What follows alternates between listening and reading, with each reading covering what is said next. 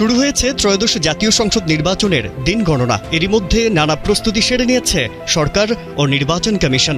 নির্বাচন ঘিরে টানা 3 দিন বন্ধ থাকছে মোটরসাইকেল চলাচল। ভোটের দিন বন্ধ বেশিরভাগ ছোট ও মাঝারি যানবাহন।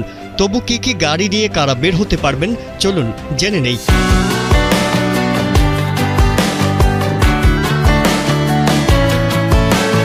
সরকারি প্রজ্ঞাপন অনুযায়ী 10 ফেব্রুয়ারি রাত 12টা থেকে 13 ফেব্রুয়ারি রাত 12টা পর্যন্ত টানা 72 ঘন্টা সারা দেশে মোটরসাইকেল চলাচল সম্পূর্ণ বন্ধ। আর ভোটের দিন 12 ফেব্রুয়ারি বন্ধ থাকবে ট্যাক্সি ক্যাব, পিকআপ, মাইক্রোবাস ও ট্রাক।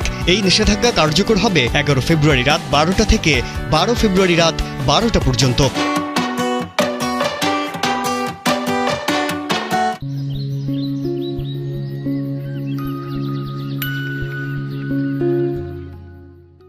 যানবাহন বন্ধ থাকলেও পুরো দেশ একেবারে অচল হয়ে যাচ্ছে না। জরুরি সেবা ও নির্বাচন সংশ্লিষ্ট কাজে রাখা হয়েছে গুরুত্বপূর্ণ ছাড়। নিষেধাজ্ঞার বাইরে থাকছে আইন শৃঙ্খলা বাহিনী, সশস্ত্র বাহিনী, প্রশাসন ও অনুমোদিত নির্বাচন পর্যবেক্ষকরা। চলবে অ্যাম্বুলেন্স, ওষুধ ও চিকিৎসা সামগ্রী, নিত্য প্রয়োজনীয় পণ্য পরিবহন।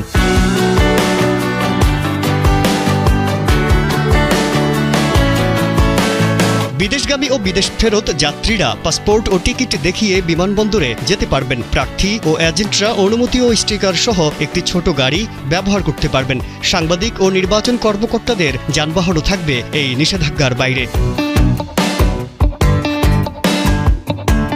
সরকার জানিয়েছে, গুরুত্বপূর্ণ মহাসড়ক ও সংযোগ সড়ক খোলা রাখার উদ্যোগ থাকবে, যাতে যোগাযোগ পুরোপুরি বিচ্ছিন্ন না হয়। প্রয়োজনে স্থানীয় প্রশাসন পরিস্থিতি অনুযায়ী বিধিনিষেধ আরও কঠোর বা শিথিল করতে পারবে।